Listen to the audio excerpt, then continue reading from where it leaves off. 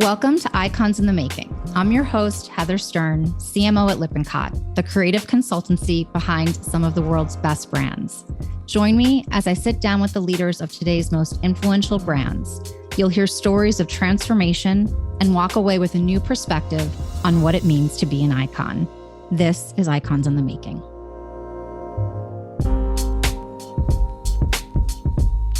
Today, I'm speaking with Aude Gandon, the first ever Global Chief Marketing Officer at Nestlé, the world's largest food and beverage company.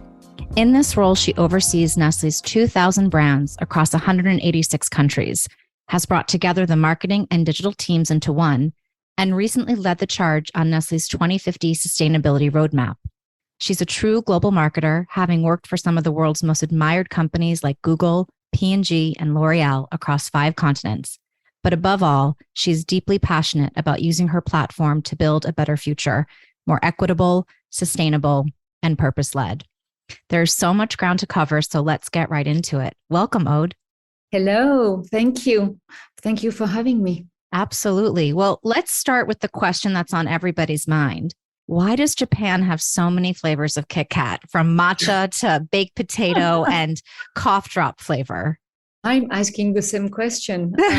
Kit Kat is really an iconic brand in a lot of markets and definitely in Japan. And it's an example of some of the leadership we have in our various markets. And Japan and the Japanese team starting to play with different versions of Kit Kat, which really became a big success. And from that idea, they basically starting to develop new product and created the Kit Kat chocolaterie, where you have some absolutely incredible, very high-end versions of Kit Kat. And so they renew every season and every year their offering. And they have some of the best range of Kit Kat in the world, which is actually having success outside of Japan. We know that a lot of consumers are actually going into the different Japanese areas in big cities, the Japanese supermarket, where you can find some exports of our Japanese Kit Kats. Do you have a favorite flavor or do you prefer just the original? So I love the original. I think it's one of the best confectionery products that exists in the world right now. I also really love the green tea version. Perfect. Well, next time we'll do this over green tea, Kit Kats, and coffee. With pleasure. So, my gosh, you have such a big, multifaceted job, and we'll get into some of the bigger initiatives that you're leading. But in terms of our listeners getting a peek inside your world, I know no day is the same as the last or the next, but what's your day like today? Every day is different, and it covers a lot of different subjects, but also a lot of different teams. And that's what I think I found exhilarating in that job is I may have a meeting with the teams from the Philippines and then one from Nigeria, and we may be talking the next 5 years digital roadmap and what are the infrastructure we need to build with the IT team. It can be a meeting on a sustainability roadmap or on our nutrition roadmap, and also, of course, with all our partners, all our agency partners, all our media partners. So every day is very different, and every day brings some kind of new interesting subject and challenges. What's the team structure like? There's 2,000 brands in the portfolio. How do you lead marketing at such an incredible scale? And can you talk a little bit about the overall infrastructure in terms of what's centralized, what's decentralized to the countries or to the brands? Yeah, so Nestlé is a very decentralized company. So we are working across 10 different categories across 186 markets. And so the markets do a lot because each market has a different portfolio of brands. Like not every brand or every category is actually present in every market. And that is really important to understand Nestlé. So depending from which country you know Nestlé, you may have an understanding of the company as it's a chocolate and coffee company. For another country, it could be a dairy and a infant nutrition company and a food and a pet care company as well. So every country has a different kind of mix of brands and categories. Then we have zones. So we have 5 zones. We have Latin America, we have Europe, we have North America with the US and Canada. And then we have AOA, which covers the Middle East, Africa, and Southeast Asia and Northeast Asia. And then we have the last zone is obviously Greater China. And then in the central team, we have category units. So the different categories I was mentioning being Nestlé Health Science, food, dairy, beverages, waters, and confectionery, and so on and so forth, are in the center. Then you have what we call the function global teams. So marketing is a function global team. The function teams are here to really develop all the vision and also develop a lot of the processes, while the zones are really about making sure that they can support the market and accelerate. So making sure that we have the right brands, that we have the right product offerings. Even a global brand may have a different type of SKUs or even sometimes different recipe from one market to the next.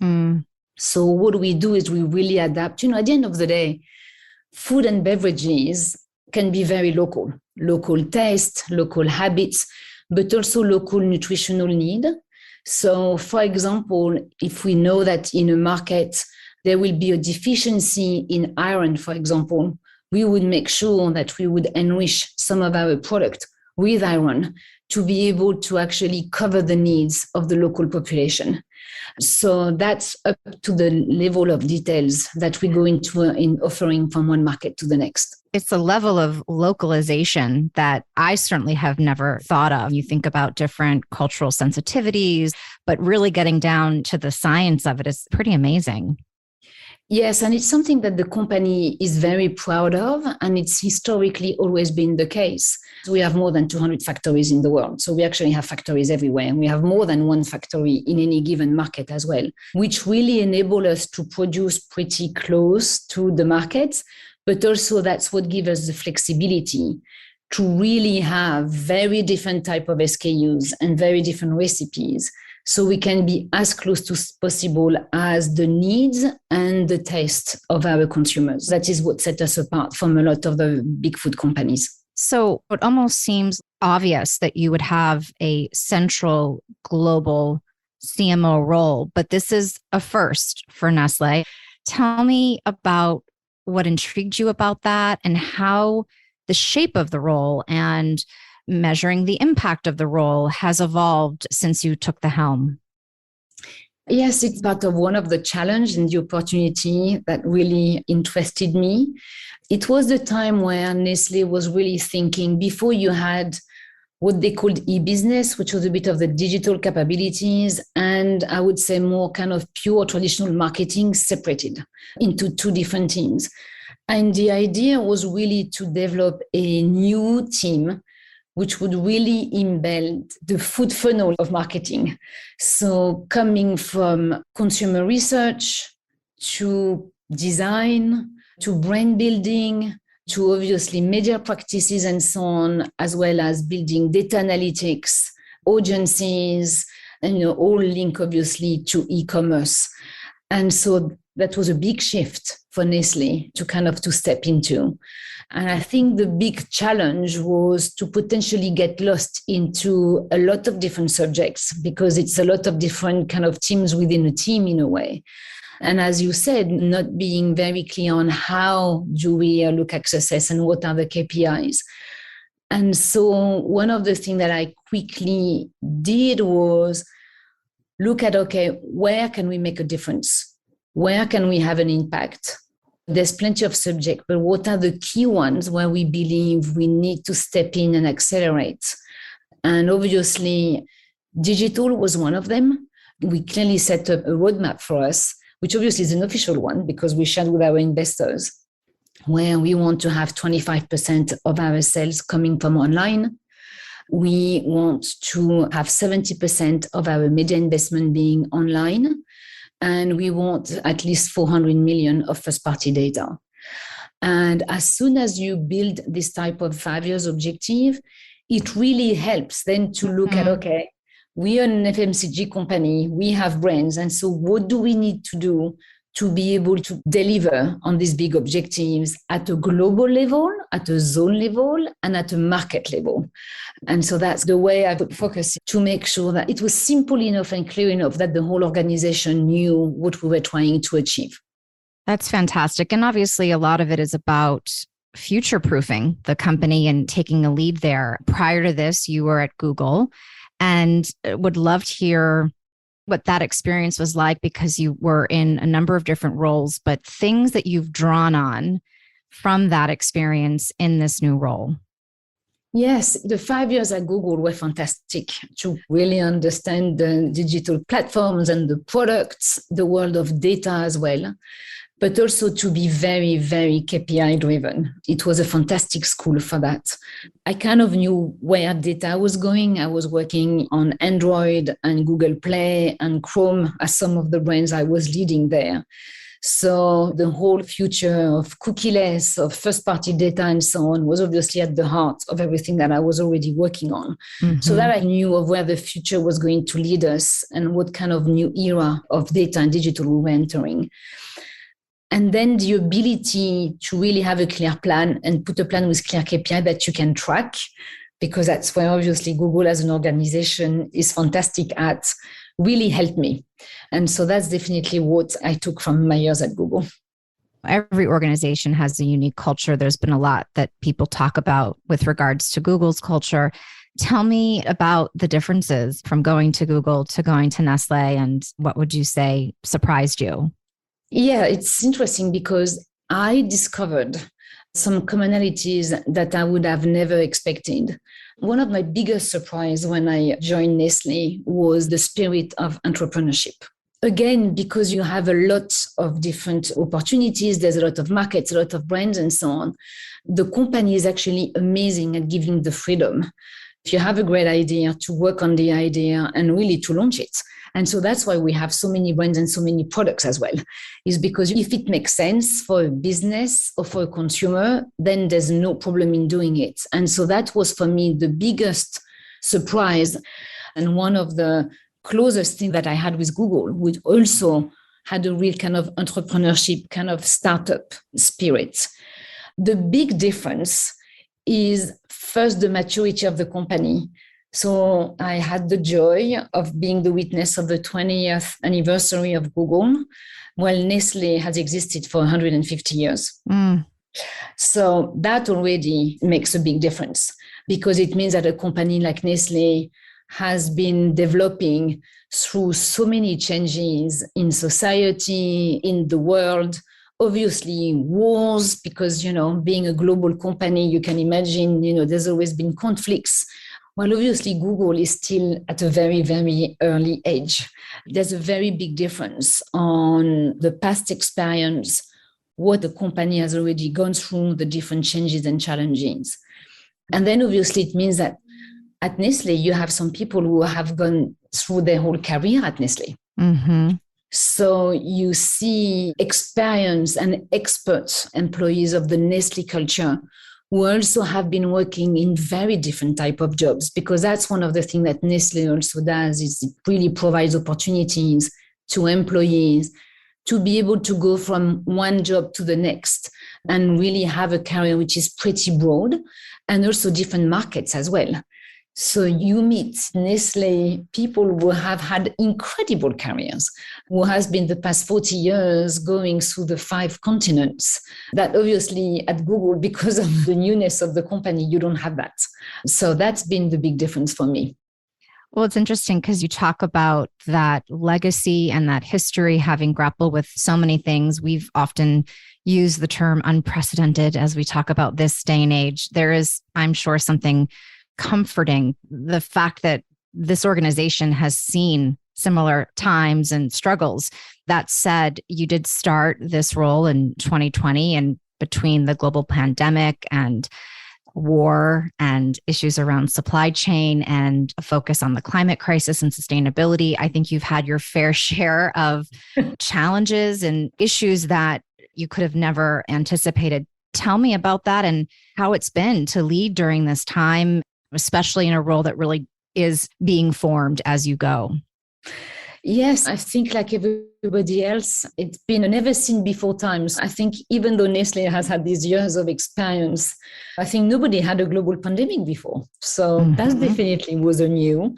And of course, as you mentioned, there's been a lot of other challenges. So I joined in July 2020. I was taking over two teams, as I mentioned before, and merging two teams into one at a time where we couldn't be 100% in the office.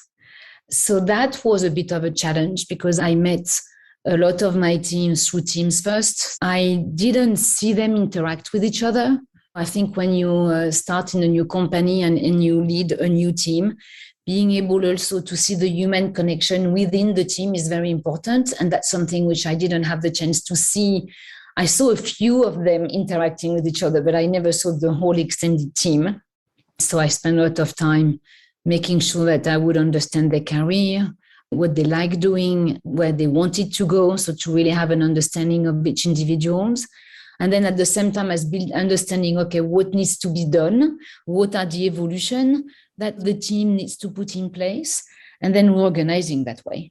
And it worked. I think the team has been doing incredible work the past 2 years, despite the challenges. And I finally had my team together for the first time a week ago. Oh, wow. But I was lucky enough to have years of experience behind me. You know, that's the fantastic thing about aging. At least it means that you have the experience.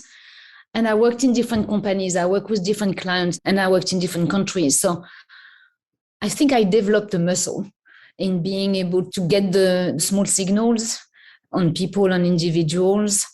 And I could also refer to some of the past experiences as well. And I think that really helped me to counter what COVID was stopping us from doing. Again, we were lucky to be in Switzerland. Switzerland was pretty good at making our life as easy as possible compared to other countries. There's sometimes this notion that it's lonely at the top. And so curious how you are navigating that in this role. And do you have sounding boards or support within the organization, or do you look outside the organization for those things? I have to say, everybody, the whole management has really welcomed me. All the executive board members have given me all the time. Our CEO, Mark Schneider, has been fantastic as well as giving me the time that I needed. Also, I changed boss in my first 8 months, just to add to the complexities. Why not? Let's just throw that in there too. Patrice Bulla, who hired me, made himself available the first few months. We used to spend at least an hour and a half in his office every week, where I could ask every question. Also to get the history. So I could re-put different things into context and understand, the history of it, which is really helpful in a company like Nestlé. And obviously, Bernard Meunier, my new boss, has been also a fantastic guiding light. So I've been really looking internally because I think the nature of the company is so different and so special. And I can always, of course, reach out to people from the outside and have some point of views.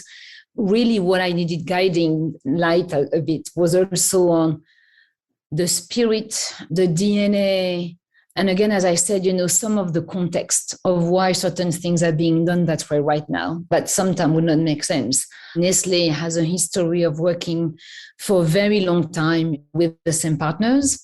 I also had a lot of support from all our agencies. We've been working with Nestlé for years. And so they also provided me very nice, unfiltered point of views on what they think really works and what they think could be better, which has really helped me as well. As you said, just to have that space to ask the questions. And on one hand, you're coming in and wanting to demonstrate your leadership, but part of that is being vulnerable enough to ask the questions. And I think that's a key part of it. But sometimes we might second guess ourselves in that way because we should know it all, when how possibly could we know it all? You're right. And I think it's one of the biggest mistakes we make is thinking that we shouldn't ask the question. Always better to ask a silly question. And that's okay. We can all survive looking stupid once in a while. But you gain so much. First, I think you learn a lot. You get a lot of information that you may never have otherwise. It also basically shows people you work with that you want their point of view. You want their knowledge. You want their expertise and their wisdom. And I don't think anybody doesn't want to be able to share that with anyone else. And it's very often underrated, actually. Absolutely. And I just think we have to give ourselves that permission more. There's a lot of talk about the changing archetype of the CMO and issues around data and technology, around the brand experience, innovation, sustainability, talent. It like really can be everything. And I'm curious, obviously digital has been where you've really leaned in and brought in a way those roles together. So it's like a chief marketing and digital officer. But if you were to take a step back and look around, what do you see as the most critical elements of being a successful CMO today? First, all the marketing fundamentals that I think have been forgotten a bit the past kind of 10 years. I think the rise of digital and the digital platforms mean that everybody, and I fully understand why, got completely obsessed about digital media, data. You saw the rise of the CDO versus the CMO, and there was a point where it was, we don't need CMOs anymore, we need CDOs. And I think there's a real kind of boomerang effect happening right now. And I don't think it's one or the other. At the end of the day, we're here to build brands which are relevant for consumers, who are added value to the consumer. We need teams who understand what are the new products that our consumers would need or would like to be able to use. But it needs to be done in a context which is now digitally driven, where data is more and more important and complex. There are the things, what are the marketing fundamentals? What is your brand equity? What are your real consumer understanding, your consumer insight? And then how do you make sure that you build the right brand and the right message, and then you leverage that message in the right way in digital? And for me, that's the full funnel. And you can't separate it anymore. And I think that's what the CMOs need to be able now to manage, because it is marketing. I always remind everybody that digital is the tools. And so that's why I think the big kind of return to brand fundamentals, brand strategy, creative excellence, packaging design is key and need to regain the importance it had in the 90s and 2000s. Yeah, I think that to your point, there's a little bit of the best companies are newer, they're agile, they're digitally led, and they're breaking stuff and learning as they go. And I think that that makes sense. But I'd like to hear that you are seeing the fundamentals as important, if not more important than before. So I think that's a good piece of wisdom for people to keep in mind, that digital is a tool and it isn't the strategy. No, it's not the strategy. Decided if you want to be on Instagram, YouTube, and TikTok is not going to be the strategy. Right. It's, what is going to be your brand equity, which is going to make a difference. Do you have the right product, which is going to answer your consumer needs? And then is your messaging interesting, fresh enough to be able to cut the clutter? And that is the key, and that's the heart. And that's also part of what makes marketing so interesting, especially at a time where we have more and more media, because it's easier in a way to create a new brand and a new company than it was 20 years ago. So it means that there's more and more offerings as well. So being very tight and clear on what your brand stands for and how it's going to make a difference to your consumer lives, it's been more important than in the past, where if you had a good product and you had enough money to have enough GRPs, it was already a big part of the recipe of the success. I think it's more complex today. And then, as you said, issues around sustainability and other things that people are really looking for companies to step up. We were talking earlier and you had mentioned there's been a shift in many cases to glass as far as packaging. And when the pandemic hit, there was a shortage of glass because of the vaccines and these kind of intricacies and the connectivity between all of this that makes it very challenging. Tell me a little bit more about the roadmap that you helped create and the things day to day that you're doing to try to move towards that vision in 2050. Yes, absolutely. So Nestlé has been active on sustainability for years, simply because, for example, Nestlé works with farmers. So obviously, the company understands the need to be able to ensure that we are going to be able to continue to grow nutritious ingredients so we can provide quality nutrition to everybody around the world. The big step was to establish a new roadmap for the next 25 years and to really decide, okay, there's been a big push, for example, on climate and on net zero. Then there's a big push coming on plastic. It's a lot of kind of an external push that, really kind of heighten a certain issue and then put pressure down on all companies. And so suddenly what we wanted to do is think, okay, what is important to us, to the product we obviously produce, and to our consumers where we can really make a difference. That's how we really kind of kickstarting our 25 years roadmap, which is all kind of baked into regeneration, which is really important because regeneration is key when you work in the food industry. So it's all about regenerative agriculture, and farmer livelihoods is extremely important. So it's how do we actually going to make sure that all our food systems are going to be better than today? And then it's how do you zoom out?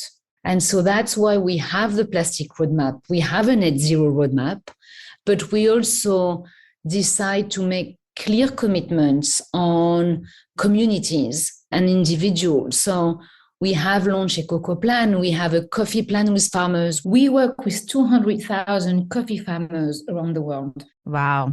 With 600 agronomists. And so what we do is we really help them making sure that they're going to learn on how to manage water, for example, better, because we know there's a water scarcity. We're also going to make sure that we help them understand that if you are growing coffee trees, if you plant other trees between the coffee trees, it is going to give you better coffee. It's also taking care of the soil. And it's also going to create extra income because you can grow fruits, for example, among the coffee trees. So that's all the different practices that we are putting in place. And we're going to all the coffee farmers because it's very important. It's both for nature and for climate, but also for the livelihood of the communities. For example, to help stop child labor, which can be a problem in some countries where family needs income. We have built a whole plan where we're paying a very fair price to the farmers, but we're also giving now 50% to the wife of the farmer. And so we know that when you do it that way, it really helps to have a balance in the family. And also it really helps to make sure that therefore the children continue to go to school. Wow. It's painting the picture of, quote, sustainability in so many dimensions that I think most people don't really think about. And as a good pivot to a topic that I know you're very passionate about, as am I, around gender equity, both equity at home and equity in the workplace. You are a mom as well as an amazing leader in business. And you've said you've worked and lived in many different places around the world, but that everywhere it's the same story as it relates to equity. Tell me about that and tell me about some of the experiences you've had as a female leader in this world, building your career. Yes, I've been lucky. I've been given so many amazing work opportunities, and I've always got the support of my husband. When you start thinking of having children, or you see your peers at the age of having children, you start to see them disappearing from the workforce. And very often it's because the financials don't work anymore. It's usually at a time in your career where you're in a soft spot. You start to get into more senior roles, but they're not senior enough to be paying enough for all the costs that the career demands. You have long hours, you may be traveling. And so it means that you need to have the whole childcare organized. So you can be at the meetings and you can be traveling if you're being asked to. And very often that's where your compensation is sometimes a bit of a challenge for all the extra you need to be able to pay to be able to be available. And so that really saddened me to see some very, very talented young women who, when they were looking at the finances, thought it doesn't make sense. I would rather stay home and look after my children, which is wonderful if this is your choice. But when it's mainly driven by finance, I think it's a bit of a shame. Yes. And I've seen it definitely in the UK when I was in the UK. I've seen it in the US as well.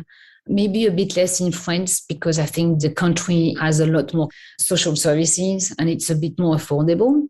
And I think it's something that we really need as we want more and more female leaders. We need both the governments and the companies need to be thinking about it because you shouldn't have to make a choice at a given point in your life.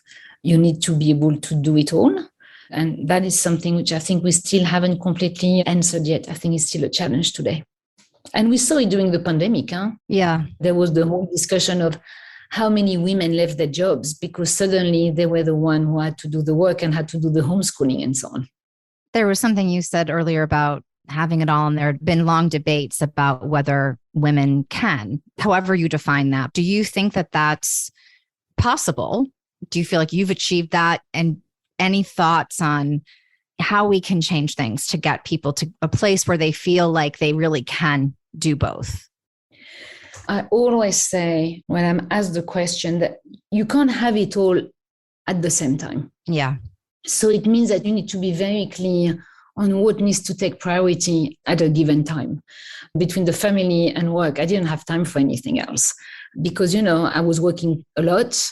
When I wasn't working, I wanted to be with the children. So going out was not something that I wanted to do. So I made choices at a certain time in my life. But I think when you're very clear of what you're trying to achieve, it helps because you know that you won't be able to do everything, and that's okay. So I missed some key meetings or some key opportunities, but I knew at that time home needed to be the number one. And also, I think don't obsess with the work-life balance. I don't think there's really a work-life balance. That's why when you're lucky enough to have a job which really interests you, gives you energy, make you feel like you're growing and you're learning every day and you're working with fantastic people and you have this personal life, which is also fulfilling you, then same thing, a day, a week, a month is going to balance itself. But it won't be a work-life balance of how many hours am I going to dedicate to each, because that I think doesn't work either. I think that's so smart, taking the big picture view, understanding that there are choices, there are sacrifices, but as long as you're doing that with the understanding of what you really value and what you're really looking to do, it is possible. So I can go on forever, but I know that you've got a whole bunch of meetings after this. So I thought I would just end with a question that I ask all my guests. This is Icons in the Making. And truly, I do think that you are an icon in the work that you do, working for amazing brands. But I'm curious, who is your icon? Oh, thank you. It's really kind of you. My icon is a French architect and designer called Charlotte Perriand. She has done incredible work. She was born in 1903, and I think she died in 1999, I think. She was an extremely creative, modern architect and designer. And she was really focusing on creating functional living spaces because she believed that better design helped creating a better society.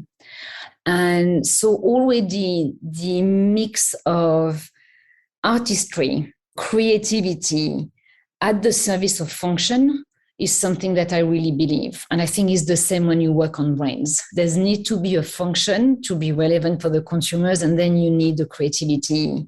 This woman used to work for extremely well-known designers. And so she was working for their group. And so they were all men. And most of the famous pieces of furniture that they designed, or even buildings that they designed, were under their name. And she was the brain behind it. So it was an interesting case of this fantastically talented woman, extremely forward-thinking, and we didn't know that she was behind some of this creation. But for anybody who listens, you should go on Google and look at Charlotte Perriand, and you will see some of what she has designed, and you will think, oh, I know that chair. I just didn't know it was her, because it was basically under the name of Le Corbusier or Pierre Jeanneret, who were some of the very famous designers at the time. I love that. And we'll be doing the same. Take a page out of her book in terms of being a bit fearless and utilizing your talents in the best way, but with a twist of getting credit where credit is due and owning and celebrating your superpowers, which is something I think many, but in particular women, have a hard time doing. So with that, thank you so much for your time and all of your insights. Also, a special thanks to Emma Kofer, who is near and dear to, I know, my heart, your heart, at Lippincott, but had been at Google and Nestlé with you. And she connected us, and I'm really grateful for that. Thank you, Heather. It was fantastic exchanging with you. Thanks for tuning in. If you liked what you heard, share with your colleagues and friends, and subscribe on Spotify, Apple Podcasts, or wherever you listen. And if you're feeling really generous, leave us a 5-star rating. Thanks, and I'll see you next time.